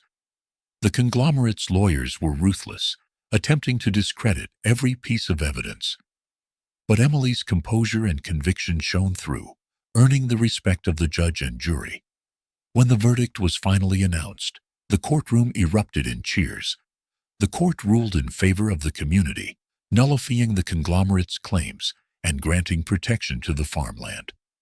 With the legal battle behind them, Sir Emily and Luke focused on rebuilding and expanding the farm. They established a cooperative, bringing together neighboring farms to share resources and expertise. The cooperative became a model for sustainable agriculture, attracting national attention and inspiring similar initiatives across the country. Emily also took on a new role as an advocate for rural communities, using her platform to fight for policies that protected farmland and supported small farmers.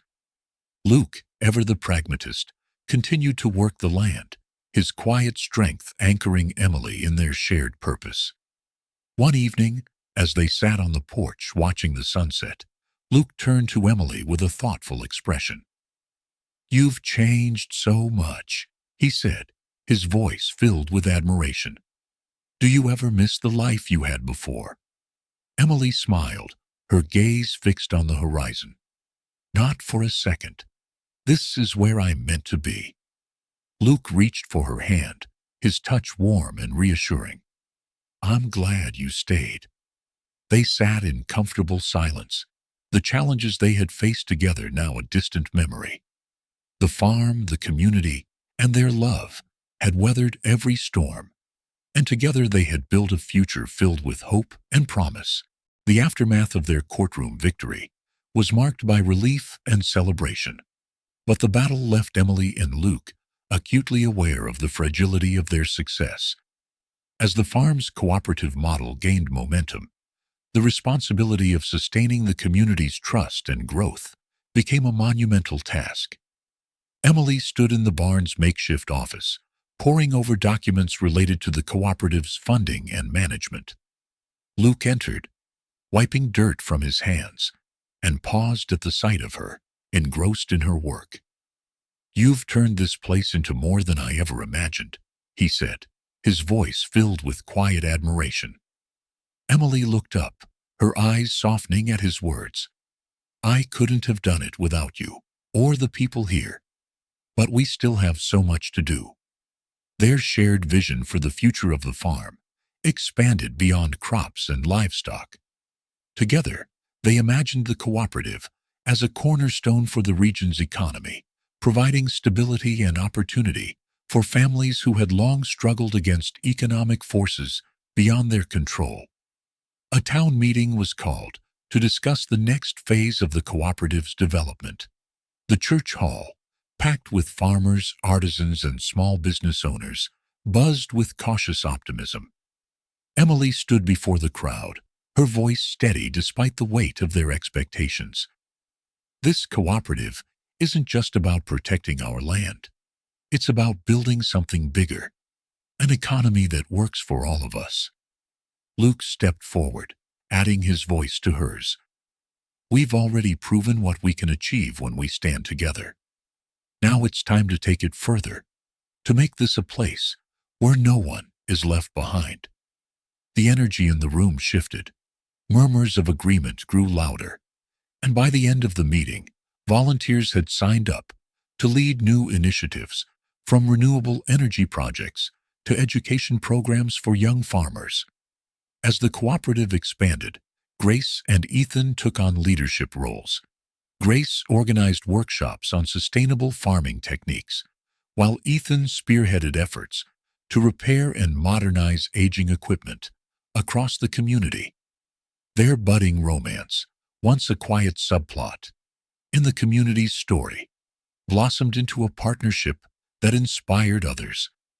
Grace's gentle wisdom and Ethan's infectious humor brought people together, creating a sense of unity that went beyond the cooperative's goals. During a break in their work, Grace confided in Emily, her cheeks flushed. "I never thought I'd find someone like Ethan here. He makes everything lighter." Emily smiled knowingly.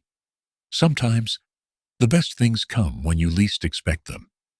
Charles Anderson, once the stern patriarch resistant to change, became a surprising ally. His frequent visits to the farm were initially met with skepticism, but over time, his genuine efforts to support the community earned their respect.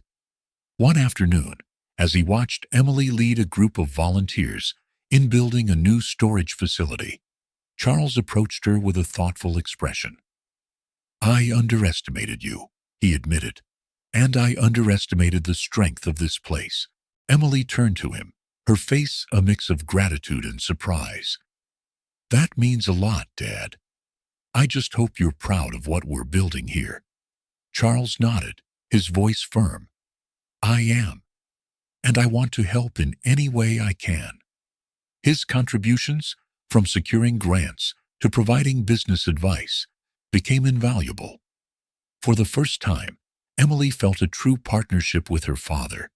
their bond strengthened by mutual respect. Despite their progress, challenges loomed. A rival farming conglomerate, angered by the cooperative's success, began spreading misinformation to discredit their efforts. Rumors of mismanagement and financial instability threatened to undermine the community's hard-won trust. Luke, ever the realist, voiced his concerns during a late-night discussion. If we don't address this head-on, it could destroy everything we've built. Emily, though weary, refused to back down. Then we fight. We've done it before, and we'll do it again. They decided to host a community open house, inviting the public to see the farm's operations firsthand and dispel the rumors. The event, complete with tours, demonstrations, and local food stalls, showcased the cooperative's transparency and success. The open house was a resounding success. Families from neighboring towns attended, sharing stories of how the cooperative had impacted their lives. Media coverage painted a picture of resilience and innovation, silencing the conglomerate's smear campaign. During the event, Emily stood at the edge of the field, watching children play and families connect. Luke joined her, his arm brushing against hers. "You did it," he said softly. "You turned this place into something incredible." She looked at him, her eyes glistening with emotion. "We did it. All of us." To celebrate their victories and the community's spirit, Grace proposed organizing a festival of renewal, a tradition from her childhood that symbolized growth and gratitude. The idea quickly gained traction, and preparations began. The festival, held in the heart of the farm, featured music, dancing, and storytelling under the stars. Emily and Luke, now recognized as leaders in the community, were at the center of it all, their love story intertwined with the farm's transformation. As the night wore on, Ethan finally found the courage to propose to Grace, drawing cheers and applause from the crowd. Their engagement added another layer of joy to the evening, a reminder of the deep connections forged through shared struggles. The festival marked a turning point for Emily. Standing on the stage, she addressed the crowd with a mix of pride and humility. "This isn't just a celebration of what we've accomplished," she began. "It's a promise to keep building, to keep fighting for each other, and to make this community a place where everyone can thrive." Her words resonated deeply, and the applause that followed felt like a collective affirmation of their shared vision. Later, as the crowd dispersed and the farm settled into quiet, Emily and Luke walked hand in hand through the fields. The moon cast a soft glow over the land, and the distant hum of laughter and music lingered in the air. "I never imagined my life would look like this," Emily admitted, her voice filled with wonder. "But I wouldn't trade it for anything." Luke stopped, turning to face her. "Neither would I. You've changed this place, Emily. You've changed me." They shared a tender kiss, the world around them fading away. In that moment, they knew they had found not just a home, but a purpose, one that would guide them through whatever challenges lay ahead. The Festival of Renewal had been a rousing success, yet the challenges that followed were nothing short of monumental. The cooperative was thriving, but the increased responsibilities weighed heavily on Emily and Luke, testing their leadership and their relationship. A powerful thunderstorm struck the region, bringing with it flooding that damaged several farms. The cooperative's shared resources were stretched thin as they worked tirelessly to assist affected families. Emily found herself overseeing logistics, coordinating food and supply deliveries. Meanwhile, Luke led teams in repairing fences and clearing debris. Their once flawless teamwork began to fray under the stress. Dialogue exchange. "Luke, Emily, we can't help everyone at once. We need to prioritize." "Emily, and how do you expect me to decide who gets help and who doesn't?" "Luke, You can't do it all, Emily.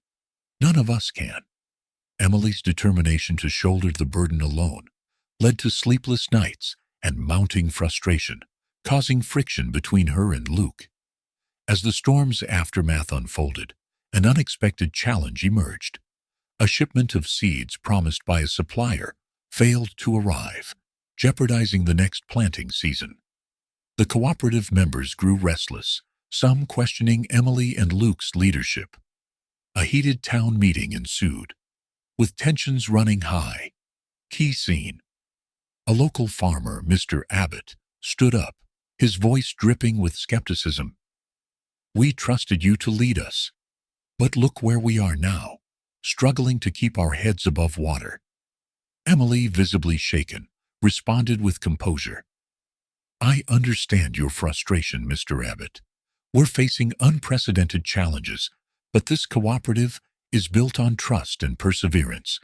If we give up now, we lose everything we've fought for." Luke stepped in, his calm authority grounding the room. "We're not just leaders, we're part of this community. Let's find solutions together." Their united front quelled the unrest, but the weight of leadership left both of them questioning their ability to continue. Amidst the turmoil, Grace and Ethan emerged as pillars of support. Grace organized community gatherings to boost morale, while Ethan spearheaded a volunteer group to tackle the cooperative's logistical issues. One evening, Grace invited Emily to a quiet dinner at her home. Over a simple meal, they talked about the pressures of leadership. Dialogue exchange. "Grace, you don't have to do everything perfectly, Emily. Leadership isn't about being flawless. It's about being human." "Emily, I just don't want to let anyone down." "Grace, you won't. Because you care. And that's what makes you a great leader." Grace's words resonated deeply, giving Emily the strength to face the challenges ahead. Just as the cooperative seemed on the brink of collapse, an unexpected letter arrived. It was from Charles Anderson. Though he had embraced Emily's choices, he had stayed in the background. Until now.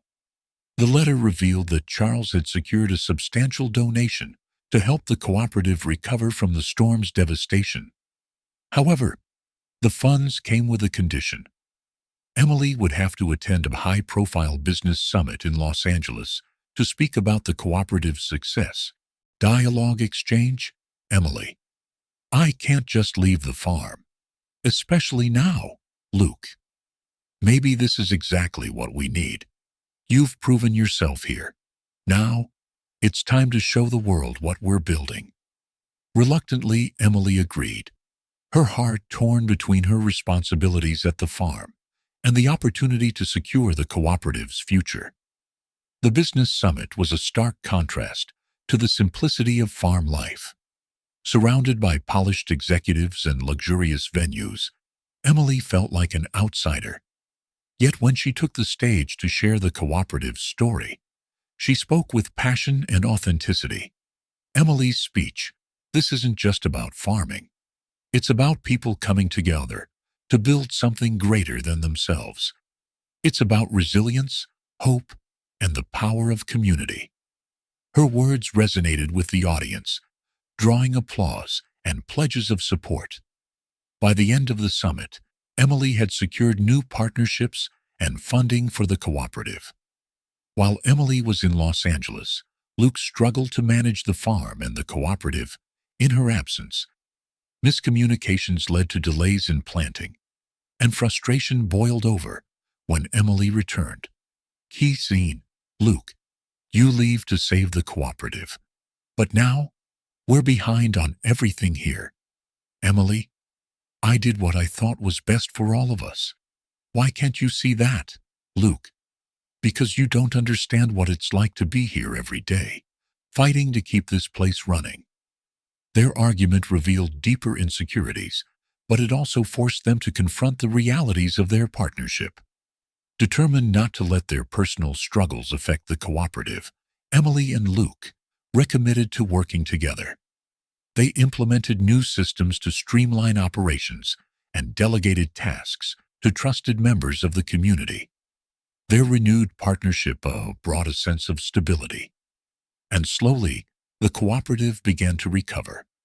The cooperative's comeback was marked by a significant milestone: the launch of a new irrigation system powered by solar energy. The project, spearheaded by Ethan and supported by Charles's donation, symbolized the community's resilience and innovation. During the ribbon-cutting ceremony, Emily and Luke stood side by side, their hands intertwined. Luke's words, "This is more than just a farm. It's a testament to what we can achieve when we believe in each other." The crowd erupted in applause, and for the first time in weeks, Emily felt a sense of peace.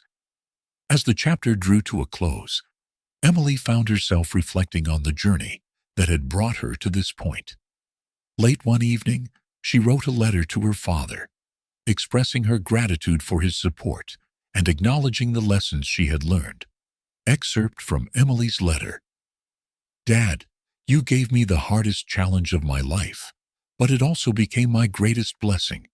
I found my purpose here, and for that, I will always be grateful." Just as the cooperative seemed to be on solid ground, a letter arrived from a powerful developer seeking to buy out the land. The terms were enticing, but the community's independence would be at stake. Luke clenched his jaw as he read the letter, handing it to Emily. "They're not going to stop, are they?" Emily's eyes narrowed with determination. "Number, but neither are we." The envelope sat on the worn oak table in the farmhouse kitchen, its glossy seal reflecting the flickering light from the oil lamp. Emily and Luke stood side by side, their expressions grim as they read the letter aloud. A powerful corporate developer, Western Horizons, had made an offer to purchase the cooperative land. The sum was eye-watering, but the terms were clear. The cooperative would be dismantled, and the land turned into a sprawling commercial complex. Word of the offer spread quickly, and tensions erupted within the cooperative. While many members rallied behind Emily and Luke's to protect their hard-fought gains, others, tempted by the promise of financial security, voiced their support for the sale. Town hall scene. "Mr. Abbott, we've worked ourselves to the bone for this farm, but this money could change everything. We wouldn't have to struggle anymore." Grace. "And what happens when the land is gone? When the community we've built is erased for parking lots and shopping malls?" Ethan. "We didn't come this far to sell our souls." The meeting ended in a stalemate, with tempers flaring and alliances fraying. Emily felt the weight of every decision, knowing the final say rested with her and Luke. Desperate for guidance, Emily reached out to her father, Charles Anderson. Though their relationship had been mended, she hesitated to ask for help, fearing his pragmatic business instincts might clash with her values. To her surprise, Charles arrived at the farm with an uncharacteristic humility. Dialogue exchange. Charles. "Emily, I didn't believe in this place when you first came here, but I see now what it means to you and to these people. Let me help." "Emily, why would you? This isn't the kind of fight you usually take on." Charles. "Because I see something here I never saw in the boardrooms of Los Angeles: real purpose." With Charles' connections, they discovered that Western Horizons had a history of exploiting rural communities and leaving environmental destruction in their wake. Armed with this knowledge, Emily and Luke began to strategize. Charles introduced Emily to a top-tier environmental lawyer, Helena Cruz, who agreed to represent the cooperative pro bono. Helena uncovered several violations in Western Horizons' previous projects, providing the cooperative with leverage. Meanwhile, Luke spearheaded efforts to galvanize public support. He and Ethan organized town hall meetings and reached out to local media outlets, sharing the cooperative's story of resilience and community spirit. Climactic moment. During a televised interview, Emily faced off against a representative from Western Horizons, corporate rep. This development will bring jobs, infrastructure, and growth to your town. Why stand in the way of progress? Emily, because true progress doesn't destroy communities, it builds them. What we have here is more valuable than any profit margin. The interview went viral, igniting a wave of public support for the cooperative. As the legal battle raged on, Emily and Luke organized a rally to unite the community and raise awareness. The event drew hundreds of supporters from neighboring towns, as well as activists and journalists. Key moments included a speech by Grace, sharing her personal journey and the importance of preserving the farm. Ethan and other farm workers performing a traditional harvest dance, showcasing the cultural heritage tied to the land. Emily and Luke unveiling plans for the cooperative's future, including sustainable farming initiatives and educational programs for local youth. The rally culminated in a moment of unity as attendees lit lanterns and released them into the night sky, a symbol of hope and determination. Despite their efforts, Western Horizons upped the ante, offering individual payouts to cooperative members who agreed to sell their shares. The temptation fractured the community, leading to bitter confrontations. Key scene. Emily confronted Mr. Abbott after discovering he had secretly negotiated with the developers. Emily, how could you do this? After everything we've built together. Mr. Abbott, I'm tired, Emily. I've given my whole life to this farm, and I have nothing to show for it. Emily, you have a legacy. You have a community. Don't let them take that away. Though some members wavered, the core group, led by Grace, Ethan, and the younger farmers, remained steadfast. The courtroom became the battleground for the cooperative's fate. Helena Cruz delivered a compelling case, exposing Western Horizons' history of unethical practices and arguing that the land was protected under environmental laws. Meanwhile, Emily and Luke worked tirelessly outside the courtroom, gathering petitions and mobilizing community leaders to pressure local officials. Courtroom scene. As the judge prepared to deliver the verdict, the tension was palpable. Emily held her breath, her hand tightly clasped in Luke's. Judge, after reviewing the evidence and considering the testimony, I hereby rule in favor of the cooperative. The land will remain protected. Cheers erupted in the courtroom, and tears streamed down Emily's face as she hugged Luke and her father. With the legal battle behind them, Emily and Luke turned their attention to healing the fractures within the cooperative. They held a series of community forums, encouraging open dialogue and rebuilding trust. Dialogue exchange. Luke, we may have faced challenges, but what matters is that we stood together when it counted. Emily, this isn't just a victory for the farm. It's a victory for all of us. The cooperative emerged stronger, with renewed commitment from its members. Late one evening, Emily and Luke sat on the porch, watching the stars. The exhaustion of the past weeks had finally caught up with them, but so had a deep sense of fulfillment. Emily, do you think we can really keep this going? Build something that lasts? Luke, we already have. And as long as we keep fighting for it, nothing can take it away. Their quiet moment of connection underscored the depth of their partnership, forged through adversity and triumph. The first rays of dawn broke over the rolling hills of the cooperative farm, painting the fields in soft hues of gold. This morning was unlike any other. The air was charged with anticipation and joy. The long-awaited celebration was here, marking not only the victory against Western Horizons, but also the enduring spirit of a community that refused to be broken. The event had been months in the making, with every member of the cooperative pitching in to ensure its success. For Emily, the celebration represented more than just a moment of triumph. It was a testament to the transformation she had undergone since stepping onto the farm as a reluctant heiress. The day began early, with the sounds of bustling activity filling the air.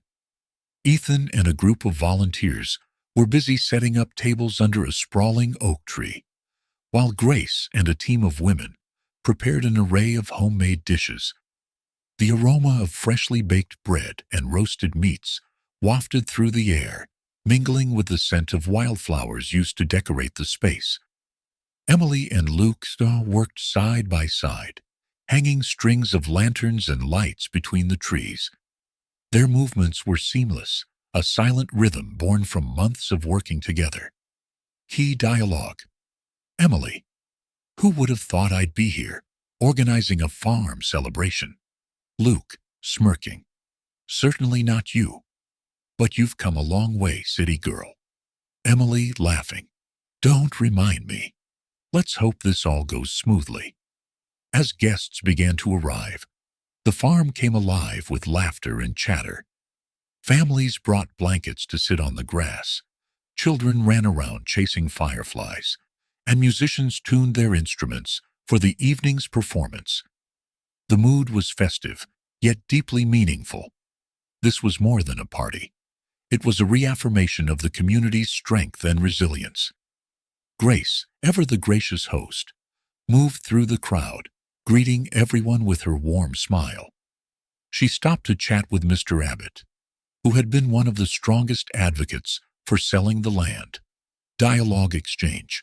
Grace: "I'm glad you came, Mr. Abbott. It means a lot to all of us." Mr. Abbott, sheepishly: "I almost made a terrible mistake, but seeing everyone here, I know now I was wrong. This is where we belong." The crowd erupted into cheers when Charles Anderson arrived, a rare sight among the rural community. Emily's father had shed his usual business demeanor, greeting everyone with a handshake and even helping carry a crate of supplies. His presence was a sign of his growing acceptance of Emily's choices. The centerpiece of the celebration was a stage set up in front of the newly rebuilt barn. Decorated with strings of lights and flowers, the stage stood as a symbol of the cooperative's triumph. As the sun dipped below the horizon, casting a warm orange glow across the fields, the festivities officially began. Ethan, ever the charismatic MC, took to the stage. Ethan's speech: "Ladies and gentlemen, tonight we're not just celebrating a victory. We're celebrating each other. Because together, we've proven that no challenge is too great when we stand united." The crowd cheered as he introduced the evening's performers, a local band that played lively folk music. The sound of fiddles, guitars, and tambourines filled the air, and soon people were dancing under the twinkling lights. Midway through the evening, Ethan called Emily to the stage. Nervously clutching her notes, she stepped up, her heart pounding as she faced the crowd. But as she looked out at the sea of familiar faces, her nerves faded, replaced by a deep sense of gratitude. Emily's speech: "When I first came here, I thought I was being punished. I didn't understand the value of this land, this community, or the hard work that goes into it. But you all showed me what it means to truly belong, to fight for something bigger than yourself. This farm isn't just a place, it's a family, and I'm proud to be a part of it." Her words were met with thunderous applause, and as she stepped down from the stage, Luke was there to meet her. Key moment. Luke, smiling: "You did good, city girl." Emily, teasing: "Don't get used to the compliments." Luke: "Too late?" The celebration continued late into the night. Families shared stories under the stars. Children roasted marshmallows over small fires, and couples swayed to the music. Emily found herself sitting with Grace and Ethan, enjoying the simple pleasure of their company.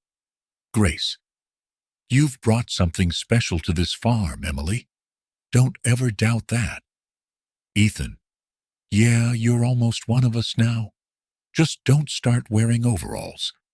Emily, laughing, I'll take that as a compliment. Meanwhile, Charles sat with a group of farmers, listening intently as they explained the intricacies of sustainable farming. It was a far cry from his usual boardroom discussions, but he seemed genuinely engaged. As the crowd began to thin out, Emily and Luke found themselves alone by the old oak tree. The lanterns cast a soft glow around them, and the distant sound of laughter echoed in the background. Emily, do you ever think about how far we've come? Luke, every day, and I wouldn't change a thing. Emily, smiling, me neither. He took her hand, and they stood in silence, taking in the beauty of the night. It was a moment of quiet reflection, a reminder of everything they had fought for and achieved together. As the celebration wound down, Emily and Luke knew that the challenges weren't over. The farm would always require hard work and dedication, and the community would continue to face obstacles. But for the first time, they felt ready to face whatever came next. Cliffhanger. Late that night, Emily received a call from Helena Cruz. The news was unexpected. A major agricultural organization had taken notice of the cooperative's efforts and wanted to partner with them to create a model for sustainable farming practices. It was an opportunity that could change everything. Emily, Luke, this could be our chance to take what we've built here to the next level. Luke, then let's do it. Together. The promise of a new chapter loomed on the horizon, filled with hope, ambition, and the unwavering bond that Emily and Luke had forged. The sun rose over the cooperative farm, casting long golden rays across the fields. It was a tranquil morning, yet the air buzzed with anticipation. Emily, Luke, and the cooperative team had spent the past few days meticulously preparing for the meeting with Helena Cruz, the representative of the Agricultural Alliance for Sustainability, AAS. Her interest in their work was an opportunity they couldn't afford to miss, a chance to expand their vision and solidify the farm's impact on the community. Helena Cruz arrived mid-morning, stepping out of a sleek black SUV. Her polished appearance, complete with a tailored blazer and leather portfolio, contrasted sharply with the rustic backdrop of the farm. Yet, her warm smile and firm handshake immediately put everyone at ease. Emily and Luke greeted her at the main house, where the smell of freshly brewed coffee filled the air.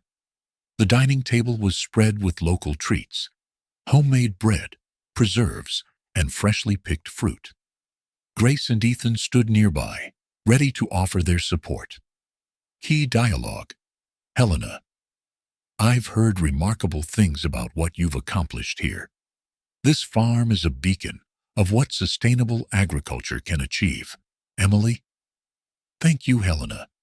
We've come a long way, but there's still so much more we can do. We're eager to hear your vision for a partnership. Luke, and how we can keep the community at the heart of everything we do. Helena outlined her proposal. AIS wanted to use the cooperative farm as a pilot program to develop a national model for sustainable agriculture. This would include grants for infrastructure, educational programs, and the creation of a mentorship network connecting small farms across the country. The stakes were high, but the potential rewards were even higher. Later that day, Emily and Luke convened with the cooperative team to discuss the proposal. While the majority were excited about the possibilities, a few members voiced concerns about maintaining the farm's independence. Dialogue exchange. Tom, a skeptical farmer. What if this partnership means losing control of what we've built? We don't want to become another corporate pawn. Grace, but think about the resources and knowledge we'd gain. This could secure the future for generations. Ethan jokingly. I don't know, Emily. Are you ready to be the poster child for sustainable farming? Emily took a deep breath before responding. This farm has taught me the importance of balance between tradition and innovation, independence and collaboration. We won't lose sight of who we are. If we do this, it will be on our terms. Her words resonated with the group, and after a long discussion, they agreed to move forward cautiously, ensuring that their values remained intact. Over the next several weeks, the farm became a hive of activity. OES provided funding for key improvements, including solar panels, advanced irrigation systems, and a state-of-the-art barn, equipped with eco-friendly technology. The changes were significant, but they didn't overshadow the farm's core values. Emily took charge of coordinating workshops and community events, inviting experts to share knowledge about sustainable practices. Luke, meanwhile, worked closely with Helena and the cooperative members to ensure that every decision reflected the community's needs. The transformation of the farm mirrored the changes within Emily and Luke's relationship. They had grown into a team, their once clashing personalities now complementing each other. The late nights spent discussing plans and sharing dreams deepened their connection. Key moment. One evening, as they walked through the newly upgraded fields, Luke stopped and looked at Emily. Luke, you've turned this farm into something I never could have imagined. Emily, smiling. We did it together, and I couldn't have done it without you. Their shared laughter carried into the night, a testament to the bond they had built through hard work and mutual respect. As the farm neared completion, Helena proposed a showcase event to celebrate the partnership and share the farm's success with a broader audience. The event would feature tours, demonstrations, and a keynote speech by Emily. The farm transformed into a vibrant venue, with banners, booths, and displays highlighting sustainable practices. Guests from across the country attended, including journalists, policymakers, and fellow farmers, eager to learn from their journey. Emily, dressed in a simple yet elegant outfit that reflected her newfound confidence, took the stage to deliver her speech. Emily's speech. This farm is more than just a place.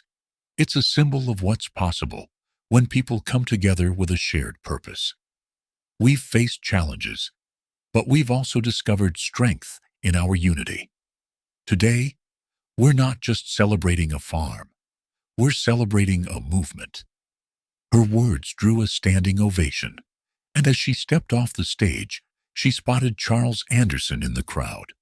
Their eyes met, and for the first time, she saw pride in his expression. After the event, Charles approached Emily. Their conversation was private, but their body language spoke volumes.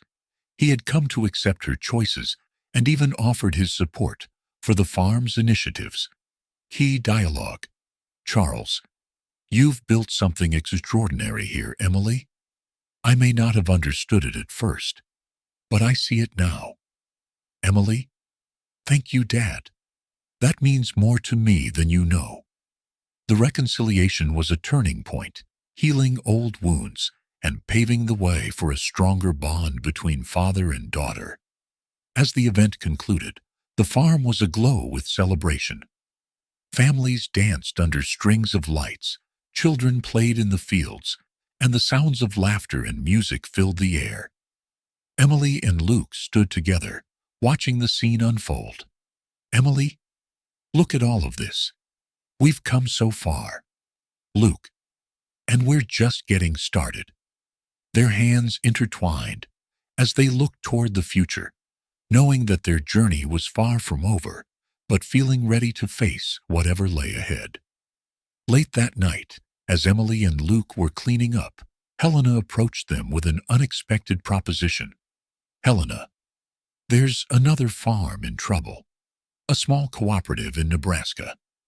They could use your guidance to rebuild, just like you did here. Are you up for the challenge? Emily and Luke exchanged a look, their determination shining through. Emily, let's do it.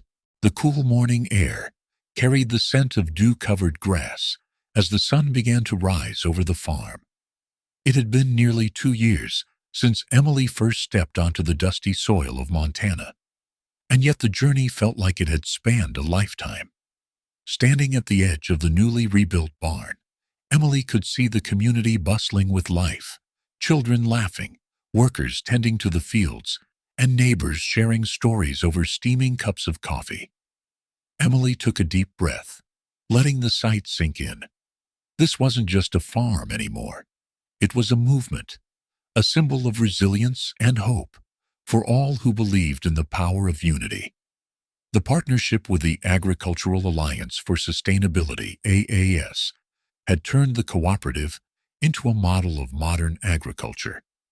Media outlets frequently featured stories about the farm, highlighting its innovative practices and its role in uplifting the community.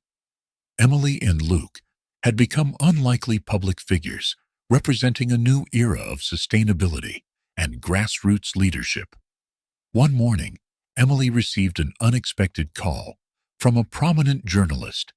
The woman's voice carried a mix of excitement and urgency. Journalist, Emily, I'm writing a feature on transformative leaders.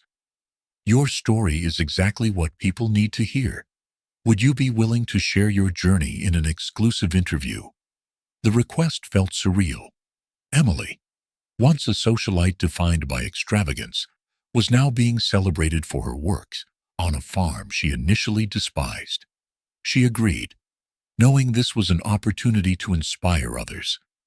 The article, titled, From Heiress to Hero, The Farm That Changed Everything, went viral, drawing even more attention to the cooperative's efforts. Donations poured in, along with inquiries from other communities seeking guidance. With the influx of support, Emily and Luke began to envision how their work could expand beyond Montana. They partnered with AAS to develop a mentorship program for struggling farmers nationwide, offering resources, training, and funding to replicate their success. During a community meeting, Luke presented the plan to the cooperative members. Luke, this isn't just about us anymore. We've built something incredible here.